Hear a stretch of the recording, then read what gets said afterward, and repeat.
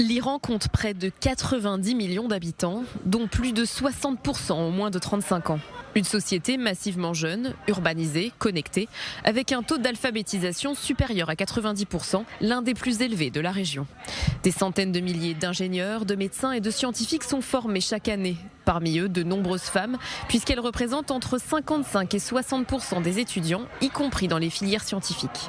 Le pays compte aussi l'un des plus forts pourcentages d'étudiants en doctorat du Moyen-Orient, notamment en ingénierie, en mathématiques et en technologie. Des diplômés qui forment l'élite scientifique du pays, dotés d'un véritable savoir-faire dans de nombreux secteurs stratégiques. Une jeunesse fière de sa culture perse, mais qui regarde aussi vers l'extérieur. Très active sur les réseaux sociaux, elle s'intéresse beaucoup à l'Occident et rêve de libertés individuelles. Des ambitions qui se heurtent à la réalité. 46 ans de révolution islamique faite de restrictions, d'isolement international, de sanctions et de déclassement économique. Le quotidien reste strictement encadré. Police des mœurs, censure d'Internet, répression. La pression est constante et maintenue par un noyau dur idéologique formé par les religieux conservateurs ou encore les gardiens de la Révolution.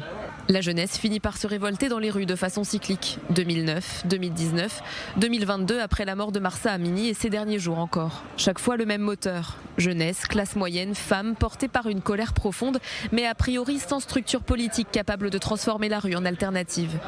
À l'extérieur du pays, la diaspora iranienne joue à son tour un rôle clé. Artistes, chercheurs, entrepreneurs, journalistes, universitaires ou encore militants des droits humains. La société iranienne est en mouvement, voire en tension permanente, entre ce qu'elle est devenue et ce qu'elle voudrait être. Dès lors demeure une question, cette jeunesse détient-elle la clé de l'avenir ou restera-t-elle enfermée dans un système qui la dépasse ?